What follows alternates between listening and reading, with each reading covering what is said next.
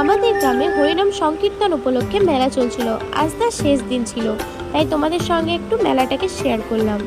তো চলো, আমরা মেলার মধ্যে যাওয়ার পথে দেখি রাস্তার মধ্যে কত ভক্ত সংকীর্তন শুনতে এসেছে।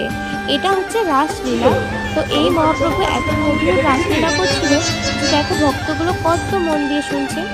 তো এদের শোনার সময় আমাদের তো মনে পড়লো আমাদের কিছু কাজ আছে, তাই মেলার মধ্যেও আমাদেরকে যেতে হবে। আমরা তো এটা শোনার টাইমই পাইনি।